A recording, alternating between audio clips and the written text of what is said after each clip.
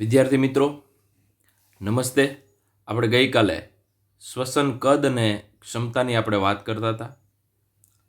વિદ્યાર્થી મિત્રો, આપણે પહેલાં શ્વાસની ક્રિયા જોઈ હતી.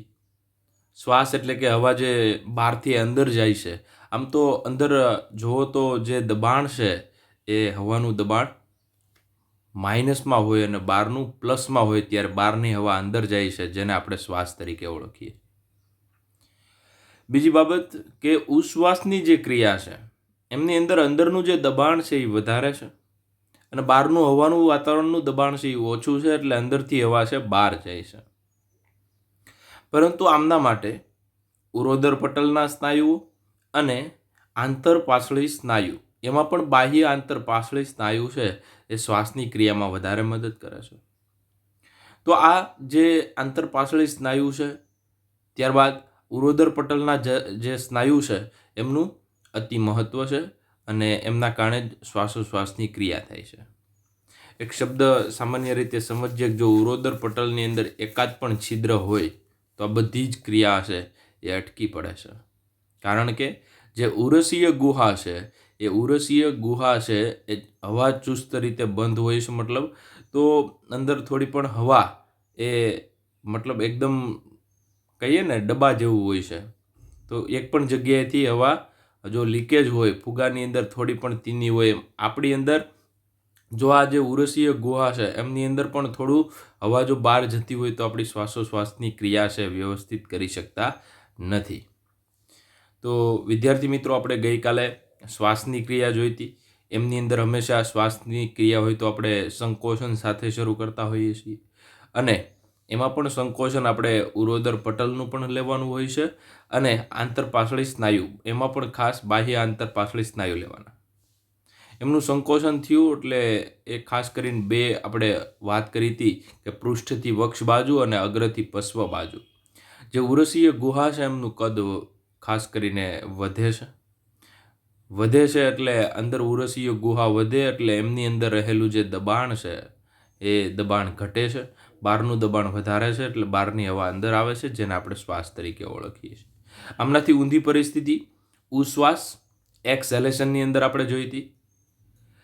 ત્યારબાદ આ પૂરું થયું, ત્યારબાદ આપણે સામાન્ય વાત કરી હતી કે 1 મિનિટની અંદર અંદાજિત આપણે 12 થી 16 વખત શ્વાસોશ્વાસની ક્રિયા કરીએ છીએ અને એમનું માપન સ્પાયરોમીટર, જે બંને જે કાંઈ મશીન છે એમની પણ આપણે વાત કરી હતી. ત્યારબાદ આપણે શ્વસન કદ અને ક્ષમતા ઉપર વાત કરતા હતા.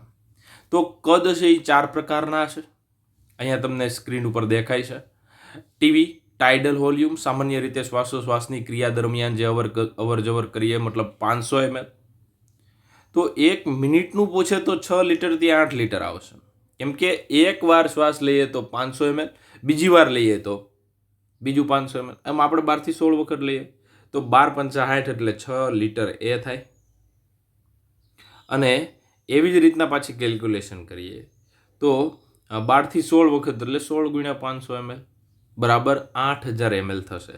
તો 6000 થી 8000 ml એ ટાઇડલ વોલ્યુમ છે. સામાન્ય શ્વસનની ક્રિયા દરમિયાન જે વાયુઓની આપલે થાય છે એ છે.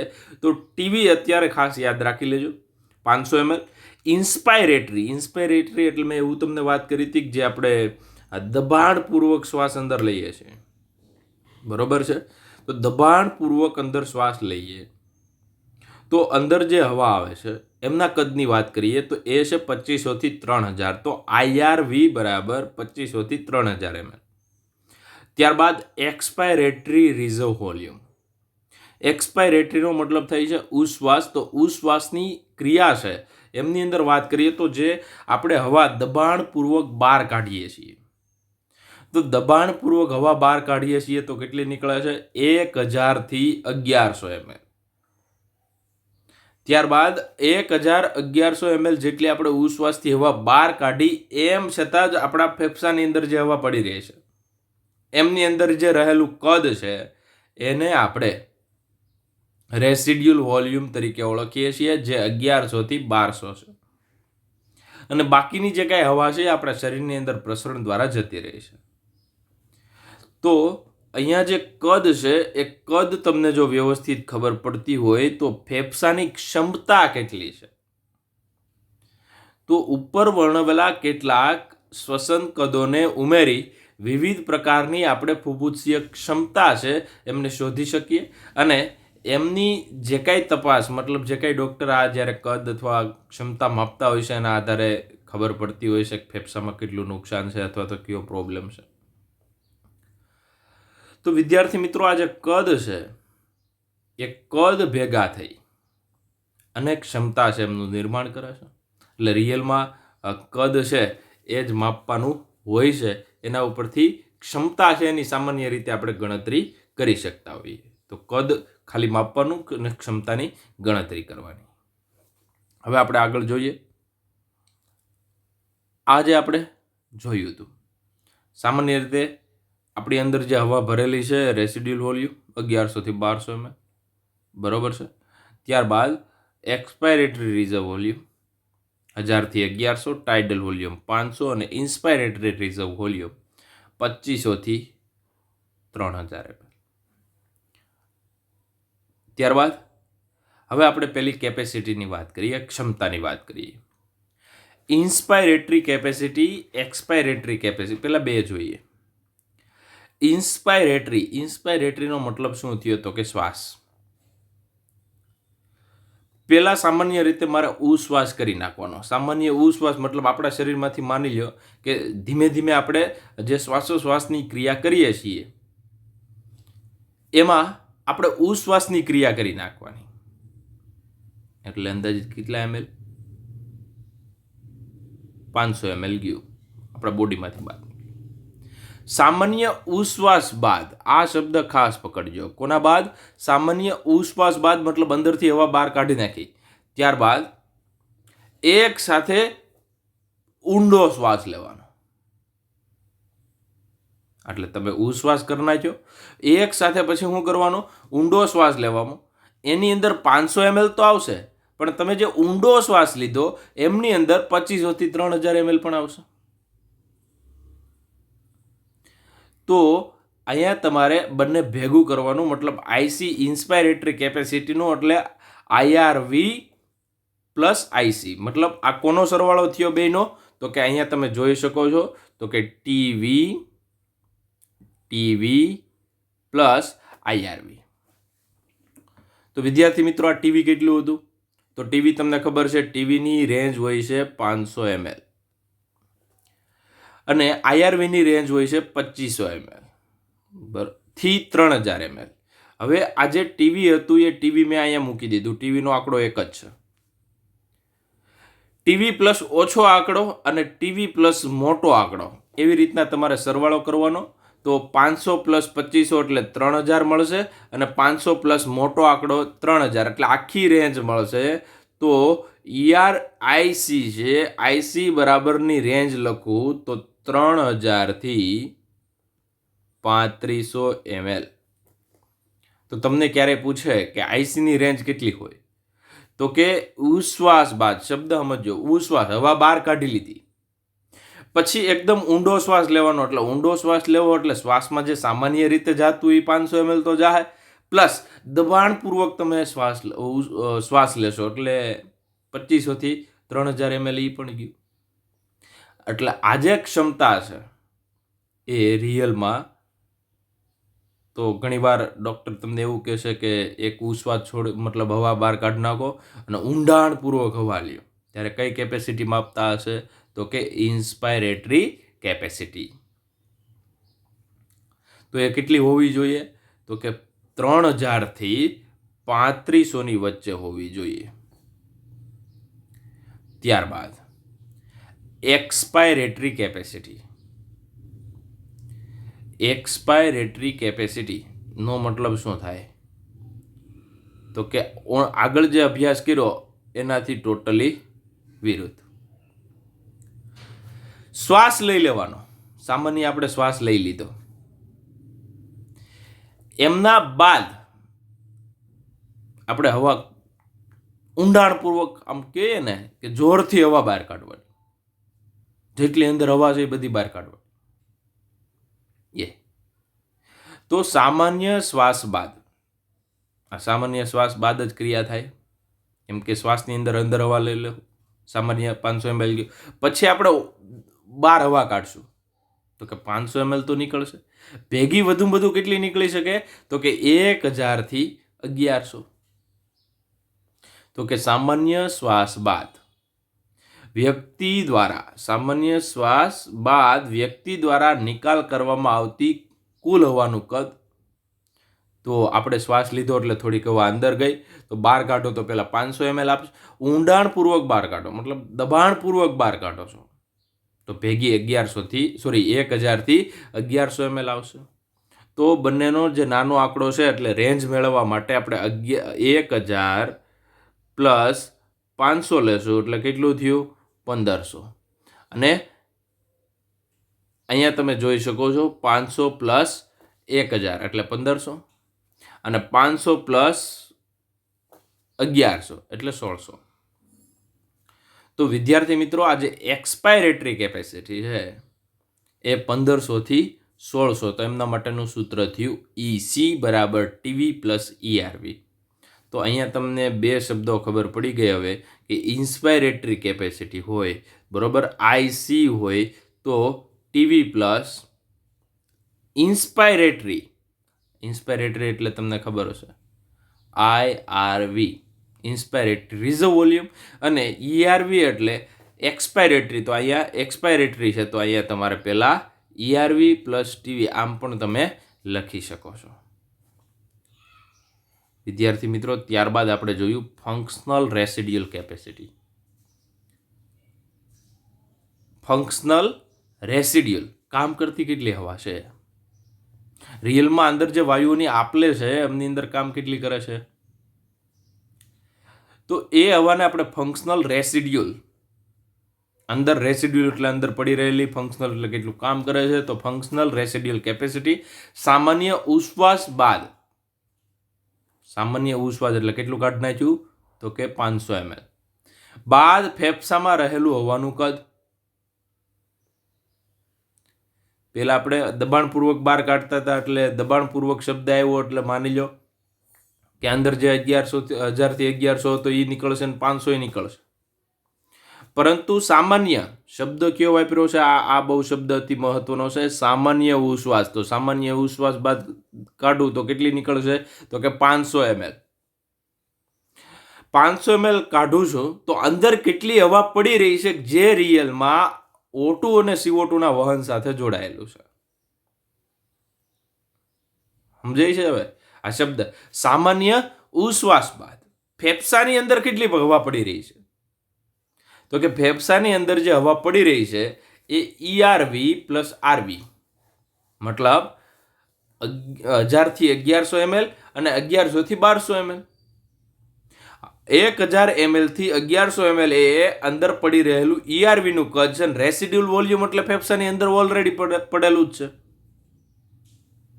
આ બે કદ વચ્ચે શ્વાસ નળી છે, શ્વાસ વાહિની છે, જે જગ્યાએ હવા ભરી હોય પરંતુ અંદર રહેલી જે હવા છે હું 500 ml બહાર કાઢું છું એમ છતાં આપણા શરીરમાં જે હવા પડી રહી છે એને આપણે મતલબ આપણા વાયુ કોષ્ઠ છે એમની અંદર જે હવા છે એમની આપલે કરે છે જેને આપણે ફંક્શનલ રેસિડ્યુઅલ કેપેસિટી એટલે કે FRC તરીકે ઓળખીએ છીએ. તો હવે બહુ સ્પષ્ટ થઈ ગયો. ફંક્શનલ રેસિડ્યુઅલ કેપેસિટી મતલબ કે અંદર પડી રહેલી હવા જે રિયલમાં ખાસ કરીને વાયુઓ છે એ આપલે વાયુ કોષ્ઠ દ્વારા આપલે થવામાં મદદ કરતી હવા છે, જે કામ કરતી હવા છે. તો બે અહીંયા કદ તમારી પાસે છે, એક તો ERV છે અને બીજું RV છે. તો વિદ્યાર્થી મિત્રો જે ERV છે એ ERV તમને ખ્યાલ છે તો ERV છે 1000 થી 1100 છે એટલે આ જે છે એક નાનો આંકડો છે. તો અહીંયા જે નાનો આંકડો મેં લખ્યો છે કેટલો લખ્યો 1000, આ મોટો આંકડો 1100. હવે RV નો આ નાનો આંકડો આ મોટો આંકડો નાના આંકડા સાથે નાના આંકડાને પ્લસ કરવાનો એટલે તમને આખી રેન્જ મળે. તો નાના આંકડાને તમે નાના આંકડા સાથે જોડાણ કર્યું એટલે 1000 + 1100 એટલે 2100 મળશે, અને મોટા આંકડા સાથે એટલે 1100 સાથે તમે 1200ને જોડી દીધા એટલે તમને 2300 મળશે. તો 2100 થી લઈ અને 2300 ml એ એફઆરસી છે.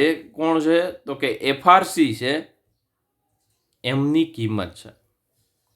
જો એફઆરસી છે એ 2100 થી 2300 હોય એટલે ફેફસામાં કાંઈ વાંધો નથી એવું કહી શકાય. પછી જો બીજો કોઈ પ્રોબ્લેમ હોય તો આ કદ છે એમની અંદર ફેરફાર થાય. તો આ જે કદની અંદર ફેરફાર થાય એના કારણે રિયલમાં જે શરીરમાં ઓક્સિજન જવો જોઈએ, પ્રસરણ થવું જોઈએ શરીરની અંદર, એ વ્યવસ્થિત ફેફસામાં ખામી હોય તો વ્યવસ્થિત રીતે ન થાય. તો શરીરની અંદર જે ઓક્સિજન છે એમનું પ્રમાણ ઓછું આવે વિદ્યાર્થી મિત્રો, અને શરીરની અંદર ઓક્સિજન પ્રમાણ ઓછું આવે તો જે ઇલેક્ટ્રોન ટ્રાન્સપોર્ટ ચેન છે એમની ક્રિયા ન થાય. ને ઇલેક્ટ્રોન ટ્રાન્સપોર્ટ ચેન ન થાય આપણે શરીરની શક્તિ છૂટી ન પડે, ને શક્તિ છૂટી ન પડે તો અંતે માણસનું મૃત્યુ પણ થઈ શકે ઓછા ઓક્સિજનના કારણે. તેમને પહેલાં શરૂઆતમાં જીવાડવા માટે વેન્ટિલેટર ઉપર રાખવામાં આવે, ECMO ઉપર રાખવામાં આવે. વિદ્યાર્થી મિત્રો, આવી ઘણી બધી બાબતો છે. એ નાની નાની આ ભલે બાબત રહી પણ આના ઉપર ઘણું બધું નક્કી થતું હોય છે. ત્યારબાદ વાઇટલ કેપેસિટી. વાઇટલ કેપેસિટી કે જે વ્યક્તિ દ્વારા દબાણપૂર્વક ઉશ્વાસ બાદ, એટલે અંદરથી હવા છે એ બહાર કાઢી નાખી, દબાણપૂર્વક બહાર કાઢી નાખી, બરોબર છે. શ્વાસોશ્વાસમાં હવાનું મહત્તમ કદ છે. દબાણપૂર્વક ઉશ્વાસ કરી નાખ્યો તો આ રિયલમાં એ વસ્તુ છે કે આમાં દબાણપૂર્વક ઉશ્વાસ બાદ આમાં ERV, TV અને IRV નો સમાવેશ થાય, અથવા હવાની મહત્તમ માત્રા છે જે વ્યક્તિ દબાણપૂર્વક શ્વાસ બાદ ઉશ્વાસ કરી શકે. હું દબાણપૂર્વક હવા બહાર કાઢું તો કેટલી નીકળે? તેમનું કદ છે. તો દબાણપૂર્વક હવા છે એમને જો બહાર કાઢવામાં આવે, આપણે દબાણપૂર્વક કેટલું ઉશ્વાસ કરી શકીએ? તો દબાણપૂર્વકના ઉશ્વાસ, આમ તો શ્વાસ બાદ દબાણપૂર્વકના શ્વાસ બાદ ઉશ્વાસ જે કરીએ છીએ જેને આપણે વાઇટલ કેપેસિટી કરીએ છીએ, જે વાઇટલ કેપેસિટીમાં ERV, TV અને IRV નો સમાવેશ થાય છે.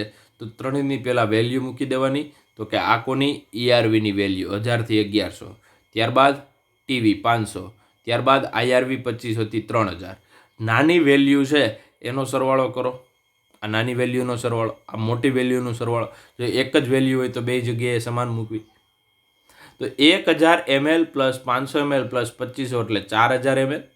મોટી વેલ્યુ બધી ભેગી લઉં તો 1100 + 500 + 3000 ml બરાબર 4600. તો 4000 થી 4600 છે એ વાઇટલ કેપેસિટી છે. તો જે વ્યક્તિ દબાણપૂર્વક શ્વાસ લઈ લે, દબાણપૂર્વક શ્વાસ લે, અંદર હવા ભરી દીધી, પછી હું ઉશ્વાસ કરું, દબાણપૂર્વક શ્વાસ લીધો એટલે શું થયું? તો કે એક્સપાયરેટરી રિઝર્વ વોલ્યુમ થઈ ગયું, પ્લસ શ્વાસ પણ ભેગો થયો એટલે TV થઈ ગયું, અને દબાણપૂર્વક બહાર કાઢીશ પછી એટલે એમની અંદર ERV પણ આવી ગયું. તો દબાણપૂર્વક શ્વાસ લીધો, એકદમ ઊંડો શ્વાસ લઈ લે, પછી હવા જે કાંઈ બહાર કાઢું, જેને હું વાઇટલ કેપેસિટી તરીકે ઓળખીશ. તો વિદ્યાર્થી મિત્રો, આ 4 કેપેસિટી થઈ. પાંચમી, મતલબ 4 કદ ભેગા કરું. વાઇટલ કેપેસિટીમાં યાદ રાખજો ERV, TV અને IRV, બરોબર છે. આ તમારે શોર્ટમાં પણ યાદ રાખી શકાય ફોર્મ્યુલા બનાવીને. ઉપરના કદ છે એ જ સિરીઝમાં યાદ રાખવાના, અને અહીંયા તમે 1, 2, 3 મૂકી શકો છો. RV નથી જુઓ, એટલે 1, 2, 3 છે એમનો સરવાળો થયો એ વાઇટલ કેપેસિટી થઈ. એટલે પહેલું તમને ખબર હતું કે આપણે અલગ અલગ વોલ્યુમ IRV, ERV, પેલું TV અને લાસ્ટમાં RV. તો એને તમારે 1 2 3 4 આપી દેવાય. આનો સરવાળો 1 + 2 + 3 થશે. તો એક વસ્તુ તમે વ્યવસ્થિત યાદ રાખશો, કદ વ્યવસ્થિત અને વાઇટલ કેપેસિટીના આવા સૂત્ર, તો પણ તમને ઘણું બધું આવડી જશે. એટલી માથાકૂટ તમારે કરવાની ઘરે બેસીને થોડી. ત્યારબાદ 5મા નંબરની છે ટોટલ લંગ કેપેસિટી. બધા ચારે ચાર કદનો હું સરવાળો કરું,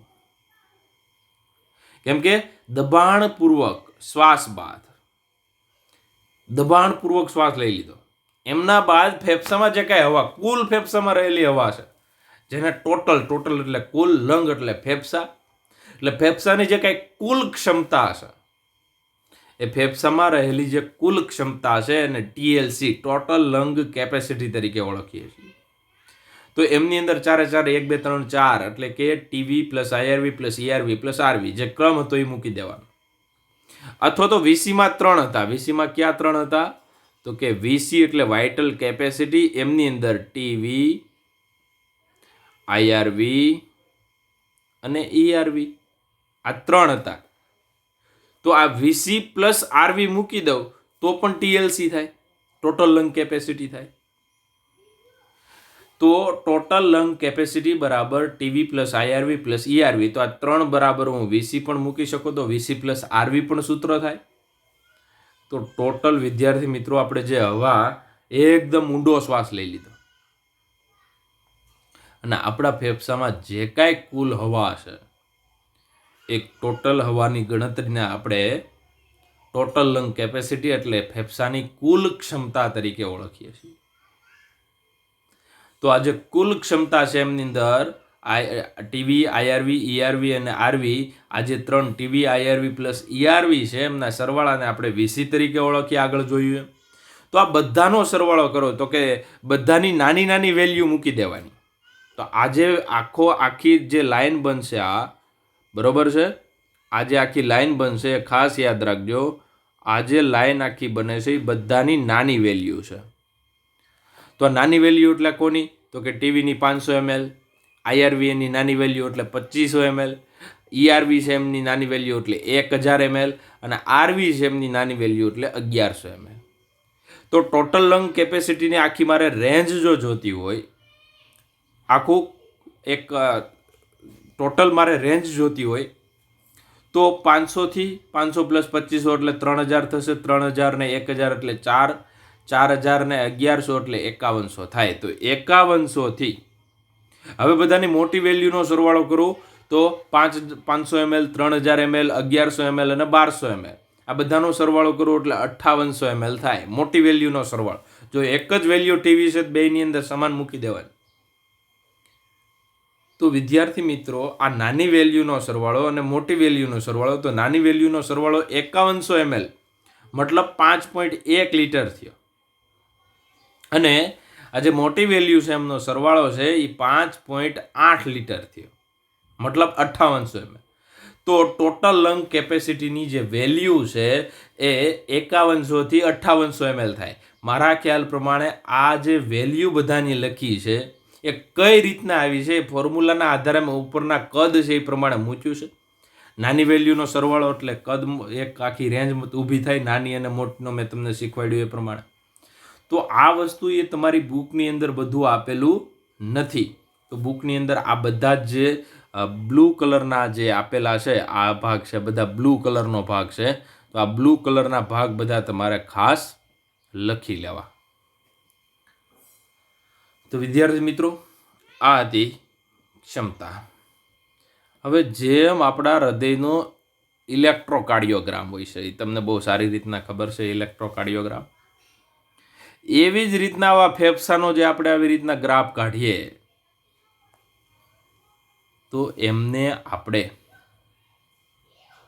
સ્પાઇરોગ્રામ તરીકે ઓળખીએ છીએ.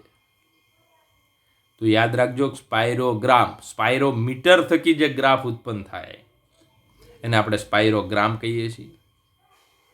અને ECG, ઇલેક્ટ્રોકાર્ડિયોગ્રામ, જે હૃદયનો હોય છે, તો અહીંયા વ્યવસ્થિત તમે આ સ્લાઇડ ઉપર જોઈ શકો છો કે આ વચ્ચેનું જે દેખાય તમને, આ વચ્ચેનું છે એ ટાઇડલ વોલ્યુમ છે, જે સામાન્ય રીતે શ્વાસોશ્વાસ. હવે જો હું ઊંડાણપૂર્વક લઉં તો આ જે થયું આ ભાગ, તો આ વચ્ચેનું મેં તમને વાત કરી એમ આ ટાઇડલ વોલ્યુમ, આ જે એટલો ભાગ છે એ વ્યવસ્થિત જો તો ERV છે. નીચે ફેફસામાં પડ્યું રહ્યું છે એ રેસિડ્યુઅલ વોલ્યુમ છે. તો અહીંયા ઉપરનો જે ભાગ છે એ ઇન્સ્પાયરેટરી, દબાણપૂર્વક શ્વાસ લો ત્યારે એ આવે છે ઇન્સ્પાયરેટરી રિઝર્વ વોલ્યુમ છે. તો વિદ્યાર્થી મિત્રો, આ 4 વોલ્યુમ તમારી પાસે આવી ગયા. 1, આ 2, આ 3 અને આ 4. તો વિદ્યાર્થી મિત્રો, આ 4 વોલ્યુમ છે એ જુઓ કઈ રીતના હોય છે. આ ERV છે, અહીંથી લઈ અને અહીંથી ઉપરનું વેલ્યુ છે. તો આપણો જે ગ્રાફ છે, મતલબ આ શ્વાસની ક્રિયા પછી મતલબ આ જે સામાન્ય રીતે અત્યારે આપણે જો શ્વાસોશ્વાસની ક્રિયા કરતા હોય તો આવો ગ્રાફ આવે. મતલબ 500 ml છે એની અવર જવર થતી, પરંતુ આ દબાણપૂર્વક અંદર લેવામાં આવે, દબાણપૂર્વક બહાર કાઢવા, એ આપણે જે ઉપર વાત કરી એ પ્રમાણે લાગુ પડશે. પણ આપણે સામાન્ય રીતે શ્વાસોશ્વાસની ક્રિયા કરતા હોય તો કેટલો ફેરફાર થતો હોય, તો કે આ ટાઇડલ વોલ્યુમમાં આ આવા મતલબ અંદર જાય છે. હવે આના આધારે, આના સરવાળાના આધારે આપણે કેપેસિટી લીધી. તો માની લો કે આજે ઇન્સ્પાયરેટરી IC છે, તો IC કોનો સરવાળો છે, તો કે અહીંથી તમે જુઓ તો અહીંથી લઈને અહીંયા સુધી, એટલે કે TV પ્લસ IRV, બરાબર છે. ત્યારબાદ હવે વાત કરીએ તો ટોટલ લંગ કેપેસિટી તમે જોઈ શકો છો, નીચેથી લઈ અને ઉપર સુધી આ ટોટલ 4 વોલ્યુમ છે એમનો સરવાળો છે. ત્યારબાદ ઇન્સ્પાયરેટરી કેપેસિટી જોઈ. એવી જ રીતે જે યાદ રાખજો કે એટલી જે વેલ્યુ છે, આ જે વાઇટલ કેપેસિટી એટલે 1, 2, 3નો સરવાળો. ત્યારબાદ ફંક્શનલ રેસિડ્યુઅલ કેપેસિટી ERV અને જે RV છે એમનો સરવાળો. તો આ જે ગ્રાફ છે એ તમે વ્યવસ્થિત દોરી નાખજો અને શોર્ટમાં TV, IRV આ છે, અને અહીંયા તમને આના કદ પણ વ્યવસ્થિત તમને mlમાં મળી જશે. તો આ એક ગ્રાફ થયો કે જેને તમે કદ અને ક્ષમતા છે અને સરળતાથી થોડું સમજવામાં મદદ કરે. અને કઈ રીતના સરવાળો છે, તો TLC છે તો 4 આવતો હોય તો આ 4નો સરવાળો છે. તો આવા ગ્રાફને આપણે સ્પાઇરોગ્રામ તરીકે ઓળખીએ છીએ. ત્યારબાદ વાયુઓની આપલે. તો આજે વાયુઓની આપલે આપણે કરીએ છીએ. વાયુઓની આપલેનો મતલબ એવો થાય કે આપણા શરીરમાં આપણે ખાસ કરીને ઓક્સિજનની જરૂર છે અને કાર્બન ડાયોક્સાઇડને બહાર કાઢીએ છીએ. તો વાયુઓની આપલેમાં વાયુ કોષ્ઠો દ્વારા વાયુ વિનિમયનું પ્રાથમિક સ્થાન છે. તો 2 સ્થાન આપણામાં યાદ રાખજો, એક તો વાયુ કોષ્ઠો અને બીજું પેશી. જે વાયુ કોષ્ઠો છે એને હું હમણાં આકૃતિ દ્વારા પણ તમને સમજાવીશ. તો આ જે વાયુ કોષ્ઠ છે એ વાયુ કોષ્ઠમાં ખાસ સમજો, ઓક્સિજનનું પ્રમાણ વધારે છે અને કાર્બન ડાયોક્સાઇડ જે રુધિર કેશિકાનું જાળું છે. મતલબ હવે હું તમને પહેલાં આ એક શબ્દ સમજાવું. આ એક આકૃતિ તમને ખબર છે, આ આકૃતિ વ્યવસ્થિત જુઓ, આ તમારા બુકની જ છે. તો અહીંયા તમે વ્યવસ્થિત જુઓ તો અહીંયા આ વાયુ કોષ્ઠ છે અને આ પેશી છે. તો પેશીની અંદર, પેશી છે એમની અંદર CO2નું પ્રમાણ વધારે છે, એટલે અહીંયા CO2 વધારે છે. આ CO2 છે એ રુધિરમાં ભળે છે અને અહીંયા O2નું પ્રમાણ વધારે છે, એટલે O2 વ્યવસ્થિત ઉપરથી નીચે ભળે છે. મતલબ આ 2 જે સ્થાન મેં તમને કીધા, આ બંને મુખ્ય સ્થાન છે કે જ્યાં વાયુઓની આપલે થાય છે. તો કે હવે વાયુઓની આપલે 2 જગ્યાએ થાય છે. પેશીમાં CO2 બને એટલે રુધિરમાં આવે, રુધિર છે અને હૃદય દ્વારા ફેફસામાં પહોંચાડે, ફેફસાની અંદર ઓક્સિજન વધારે છે એટલે ફેફસાનો ઓક્સિજન છે એ રુધિરમાં ભળે ને રુધિરમાં રહેલો જે કાર્બન ડાયોક્સાઇડ છે એ મુક્ત થાય. મતલબ totally base on concentration gradient, દબાણ ઢોળાંશ ઉપર કામ કરે છે. આ શબ્દ સમજવા જેવો. દબાણ ઢોળાંશ અથવા તો સાંદ્રતાના ઢોળાંશ, જેની સાંદ્રતા વધારે એ પ્રસરણ પામે. ફેફસામાં મતલબ વાયુકોષની અંદર તમે જુઓ તો અત્યારે મેં આ તમને બે સાઇટ જ દેખાડી છે. આ બે જગ્યા, આ બે જગ્યા એવી છે કે એક જગ્યાએથી બીજી જગ્યાએ વાયુઓની આપલે થાય છે. અહીંયા મેં તમને વાત કરી એમ CO2 નું લેવલ કેવું છે? વધારે. એ ક્યાં જાય? તો કે પેશીમાંથી રુધિરમાં. ઉપર જુઓ તો કોણ વધારે છે? O2. બરોબર છે. આ જે જગ્યા છે ત્યાં ઉપર વાયુકોષમાં કોણ વધારે છે? O2. તે O2 ક્યાં જાહે? તો કે રુધિરમાં. રુધિરમાં શું વધારે છે? CO2. ક્યાં જાહે? વાયુકોષમાં. તો વિદ્યાર્થી મિત્રો, બે એવા સ્થાન મેં તમને બતાવ્યા. એ બે સ્થાનની અહીંયા વાત કરે છે કે વાયુકોષો વાયુ વિનિમય માટેનું પ્રાથમિક સ્થાન છે. આ એક બાબત થઈ. વાયુકોષો છે એ પહેલું સ્થાન, પ્રાથમિક સ્થાન છે કે જે ઉપરના સ્તરે વાયુઓની આપલે થાય છે.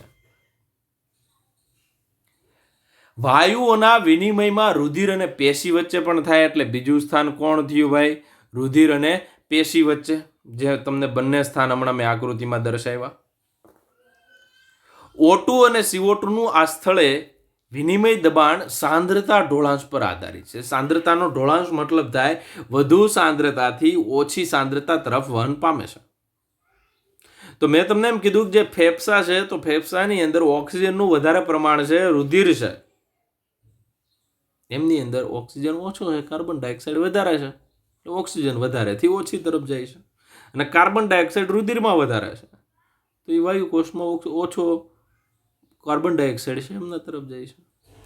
તો આ જે બાબત છે એ બાબતને આપણે સાંદ્રતાનો ઢોળાંશ કહીએ છીએ, જે સરળ પ્રસરણ દ્વારા થાય. આમાં કોઈ પણ પ્રકારની ઉર્જાની જરૂર પડતી નથી. વધુ સાંદ્રતાથી ઓછી સાંદ્રતા, દાખલા તરીકે આપણે કોઈ એક રૂમ લીધો ને રૂમની અંદર એક ખૂણામાં સ્પ્રે મારીએ તો થોડી વારમાં આખા રૂમમાં ફેલાઈ જશે. તો આ એક પ્રસરણની ક્રિયા છે. તો સામાન્ય પ્રસરણની ક્રિયા એમ જ આપણા શરીરમાં વાયુઓ છે એમની સાંદ્રતાના ઢોળાંશને આધારિત પ્રસરણ થાય છે. એવું પ્રસરણ તમને ખબર છે, એક રૂમ હોય તો એમાં એક ખૂણામાં અગરબત્તી કરી હોય તો આખા રૂમમાં સુગંધ આવે, તો એક પણ સાંદ્રતાના ઢોળાંશના આધારે એ પ્રસરણ કહી શકીએ. તો વિદ્યાર્થી મિત્રો, આ જે પ્રસરણ છે એમની ઉપર કેટલાક અગત્યના પરિબળો છે એ અસર કરતા હોય છે. એ આપણે ડિટેલમાં વાત કરશું. બરોબર છે. અત્યારે આપણે જેટલો પોઈન્ટ, હવે આપણા શરીરમાં બે વાયુઓનું મિશ્રણ છે. ખાસ યાદ રાખજો, આપણા શરીરમાં બે વાયુઓનું મિશ્રણ છે, એક તો O2 અને CO2. તો વાયુઓના મિશ્રણમાં કોઈ વિશેષ વાયુના દબાણની ભાગીદારી, તો આંશિક દબાણ કોને કહેવાય? તો આવા મિશ્ર વાયુ છે એમાં કોઈ વિશેષ વાયુનું જો દબાણ લાગતું હોય તો આપણા શરીરમાં ઓક્સિજન અને જે કાર્બન ડાયોક્સાઇડ છે એ બેયનું મિશ્રણ છે. તો એમાં કોઈ વિશેષ વાયુની જો દબાણમાં ભાગીદારી જોવો તો ઓક્સિજન છે, માની લો કે અહીંયા ફેફસા છે તો ત્યાં કેટલું દબાણ છે? તો એ જે સાંદ્રતા છે એને PO2 તરીકે, કેમ કે જો મિશ્રણ હોય એમાં એકનું દબાણ હું જોઉં તો એને આપણે મિશ્રણ હોય ત્યારે આપણે એકનું દબાણ એમાં જોવામાં આવે તો એને આપણે આંશિક દબાણ તરીકે ઓળખીએ છીએ. તો આ જે આંશિક દબાણ છે એમાં ઓક્સિજન છે તો PO2 અને કાર્બન ડાયોક્સાઇડ છે તો PCO2 થી દર્શાવાય. તો આ જે ઓક્સિજન છે એ ઓક્સિજન PO2 અને કાર્બન ડાયોક્સાઇડ PCO2 થી દર્શાવાય, જે અહીંયા તમને સ્પષ્ટ રીતે દેખાય છે. તો અહીંયા તમને બે આકૃતિને કોષ્ટક સમજાવવાનું છે, એ સમજીએ એટલે ખબર પડશે વધારે. હવે આ કોષ્ટક સમજો કે બે વાયુ છે, આપણે બે વાયુ વારે જ લેવા દેવા છે, ત્રીજા વાયુ વારે કાંઈ લેવા દેવા નથી. જે કાંઈ આ ચેપ્ટરમાં વાત કરવાની છે બે વાયુની જ વાત કરવાની, અને ત્રીજો વાયુ જે આપને નુકસાન પહોંચાડે છે એ છે કાર્બન મોનોક્સાઇડ. કેમ કે કાર્બન મોનોક્સાઇડ છે એ હિમોગ્લોબિન સાથે કાર્બન ડાયોક્સાઇડ કરતાં પણ વધારે જોડાણ થવાની શક્યતા ધરાવે છે, કે CO2 કરતાં CO છે એ વધારે જોડાણ હિમોગ્લોબિન સાથે જોડાણ ક્ષમતા 200 થી 300 ગણી ધરાવે છે. તો વાતાવરણની તુલનામાં આપણે અલગ અલગ વાયુ છે એમનું જે આંશિક દબાણ છે એમની વાત કરીએ. 2 વાયુ છે તો 2 વાયુનું જે દબાણ હોય તો એમાં એકનું દબાણ જોવું તો એને આપણે આંશિક દબાણ કહીએ, અને આંશિક દબાણના માપનનો એકમ છે એ મિલીમીટર ઓફ મર્ક્યુરી એટલે mmHg. mmHg નો ફૂલ ફોર્મ થાય મિલીમીટર ઓફ મર્ક્યુરી. Hg એટલે થાય મર્ક્યુરી પારો. તો આ દબાણ છે એ માપવાનો એક એકમ છે. જેમ તમને ખબર છે દબાણ માપવાના ઘણા બધા એટમોસ્ફિયર હોય, તો એવી જ રીતના આજે દબાણ માપવાનો એક એકમ છે જેમનું નામ છે mmHg. ઓછું દબાણ માટે ઉપયોગ થાય છે. તો આજે શ્વસન વાયુઓ છે તો 2 પ્રકારના શ્વસન વાયુઓ છે. તો આ ટેબલ તમારે પરફેક્ટ કરવું પડશે તો જ આગળની મેં તમને ઓલી આકૃતિ સમજાવી આવડશે. તો ખાસ યાદ રાખજો, આ પેલા ટેબલ તૈયાર થાય, કોઈ પણ રીતે ટેબલ તૈયાર કરવાનું. જેવી રીતના તમારે જે કદ જે વોલ્યુમ હતા એ કામ આવશે કેપેસિટી માટે, એમાં ટેબલ યાદ હશે તો જ આકૃતિ આગળની આવડશે. તો શ્વસન વાયુ માની લો. તો વાતાવરણની અંદર પહેલા સામાન્ય વાત કરીએ કે વાતાવરણની અંદર શ્વસન વાયુ છે O2 કેટલું હોય તો કે 159 mmHg. તો આ બધાની અંદર પાછળ એકમ છે mmHg છે, જે અહીંયા ઉપર લખી દીધું છે. તો 159 mmHg એ વાતાવરણમાં રહેલા ઓક્સિજન વાયુનું દબાણ છે. કાર્બન ડાયોક્સાઇડનું દબાણ કેટલું છે વિદ્યાર્થી મિત્રો? 0.3 mmHg. હવે હું શ્વાસની ક્રિયા કરું છું તો શ્વાસમાં તમે જુઓ તો 159 mmHg શું હશે? વાતાવરણની હવા આપણા શરીરમાં જશે તો 159 mmHg જેટલો ઓક્સિજન હશે, 0.3 જેટલો કાર્બન ડાયોક્સાઇડ હશે. હવે વાયુ કોષ્ઠ સુધી પહોંચે, આ હવા છે વાયુ કોષ્ઠ સુધી પહોંચે. તો વાયુ કોષ્ઠ સુધી પહોંચે તો તમે જુઓ વાયુ કોષ્ઠમાં ઓક્સિજનનું પ્રમાણ 104 mmHg છે અને CO2 નું પ્રમાણ છે 40 mmHg છે. મતલબ વાતાવરણ કરતા વાયુ કોષ્ઠની અંદર આજે દબાણ છે, આંશિક દબાણ છે ઓક્સિજનનું એ ઓછું થાય છે, કારણ કે કાર્બન ડાયોક્સાઇડનું પ્રમાણ વધે છે. તો આ 104 અને 40 mmHg એ રિયલમાં આજે ફેફસામાં રહેલા જે વાયુ કોષ્ઠ છે એ વાયુ કોષ્ઠનું આંશિક દબાણ છે. એમની અંદર રહેલા ઓક્સિજન હોય તો 104 mmHg અને કાર્બન ડાયોક્સાઇડ હોય તો 40 mmHg. તો વિદ્યાર્થી મિત્રો પેલા 159 અને 104 અને 95 ને 40, બસ એમ 4 આંકડા જ યાદ રાખવાના. 2 વસ્તુ હું અહીંયા ભેગી કરી દઉં, તમારે પણ કરી દેવાની યાદ રાખવા માટે. CO2 છે એ CO2 તમે જોશો તો વધતું જાય છે, અને જેમ આપણા શરીરની અંદર સ્ટેપ બાય સ્ટેપ, એટલે પહેલા આપણે કઈ જગ્યાએ આંશિક દબાણ માપ્યું? ફેફસામાં. આમ તો પહેલા વાતાવરણમાંથી વાયુ કોષ્ઠ. હવે આપણે જોઈએ છીએ ઓક્સિજન યુક્ત રુધિર અને પછી ઓક્સિજન વિહીન રુધિર. તો અહીંયા ઓક્સિજન યુક્ત રુધિર છે એ કેટલું થયું? 95 mmHg. એટલે 159, 104, 95. અને ઓક્સિજન રુધિર, ઓક્સિજન વિહીન રુધિર કયો કે પેશીઓ કયો કે જે O2 વિહીન હોય, જેની અંદર 40 છે. મતલબ આ બંને જે બોક્સ છે એ બોક્સને તમે લાસ્ટમાં ભેગા કરીને પણ લખી શકો. તો તમારા બુકમાં લખ્યું, તમને સમજણ પડે એટલે રાખ્યું, પણ આવું એક કરી શકાય. કેમ કે O2 છે એ વાતાવરણમાં વધારે છે, 21% છે. એમના કરતાં તમે જોવો તો વાયુ કોષ્ઠમાં ઘટી ગયો. એમના કરતાં જોવા જઈએ તો ઓક્સિજન યુક્ત રુધિરમાં 95 થઈ ગયો, અને ઓક્સિજન વિહીન છે તો ત્યાં કેટલા? તો કે 40 mmHg. તો આ બંને વેલ્યુ તમે જુઓ, વેલ્યુ બંનેની સમાન છે. આ નીચેની વેલ્યુ સમાન હોય તો ઉપરના 2 હેડિંગ છે એ એક આપી દેવાય અને લાસ્ટમાં આપવાના ઓક્સિજન યુક્ત રુધિર પછી. એટલે આજે આખો ક્રમ તમને મળશે એ ઉતરતો ક્રમ મળશે, અને આજે ક્રમ છે એ ચડતો મળશે. બરોબર છે, એ એક સમજવા જેવું. ત્યારબાદ આ જે કાર્બન ડાયોક્સાઇડ છે, એ કાર્બન ડાયોક્સાઇડ જે વાતાવરણમાં 0.3 mmHg, વાયુકોષમાં 40, ઓક્સિજન યુક્ત હોય તો 40, તો 0.3, 40, 40 અને 45. ઓક્સિજન યુક્ત જે અહીંયા ઓક્સિજન યુક્ત રુધિર છે તો એમની અંદર 40 mmHg છે, પરંતુ ઓક્સિજન વિહીન રુધિર અને પેશીઓ છે જે O2 વિહીન છે એમની અંદર જોવા જઈએ તો 45 mmHg. મતલબ એક વસ્તુ યાદ રાખજો, અહીંયા તમને ખબર પડશે બહુ સ્પષ્ટ રીતે કે અહીંયા કોણ વધારે છે? ઓક્સિજન. શું ઓછું છે? તો કે કાર્બન ડાયોક્સાઇડ. વધારે ઓક્સિજન છે એ પ્રસરણ વધારે પામશે, અને અહીંયા કોણ વધારે છે? Carbon dioxide. એ ઓક્સિજન ઓછો છે, જો કાર્બન ડાયોક્સાઇડ વધારે છે એટલે કાર્બન ડાયોક્સાઇડ પ્રસરણ પામશે. તો મેં તમને જે બે જગ્યાએ વાયુઓની આપલે કીધી, એક જગ્યા કઈ કીધી? તો કે વાયુ કોષ્ઠ. વાયુ કોષ્ઠમાં જુઓ તમે ઓક્સિજનનું પ્રમાણ જુઓ 104 mmHg. તો રુધિરમાં જે કાંઈ કાર્બન ડાયોક્સાઇડ છે એ રુધિરમાં વધારે, મતલબ જે શરીરમાંથી પેશીમાંથી રુધિર આવ્યું એ ઉપર આવ્યું, એમની અંદર કાર્બન ડાયોક્સાઇડ વધારે છે. તો હિમોગ્લોબિન છે એ પણ જે વધારે હોય એની સાથે જોડાય.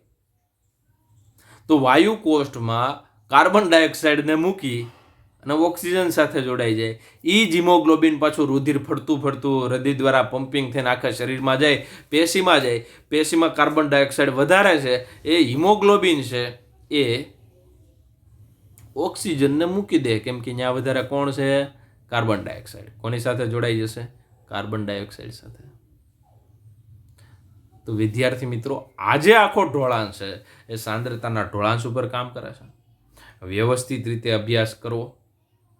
પહેલા આ જે ટેબલ છે એ કડકડાટ કરવું, કેમ કે આજે બધી જ વેલ્યુ છે એ બધી જ વેલ્યુ તમારે પાછી કાલે આકૃતિમાં મૂકવામાં આવશે. તો હું તમને કહું છું કે અહીંયા આજે સામાન્ય એક વસ્તુ પહેલાં યાદ રાખી લેજો. આપણે અભ્યાસ કરી ગયા છીએ ધોરણ 10માં, પણ એનું મેં શોર્ટ આઉટ કર્યું છે કે આપણા શરીરમાં 2 કર્ણક 2 ક્ષેપક. તો અહીંયા ઉપરના 2 છે એ કર્ણક છે, નીચેના 2 છે એ ક્ષેપક છે. તો આ યાદ રાખજો.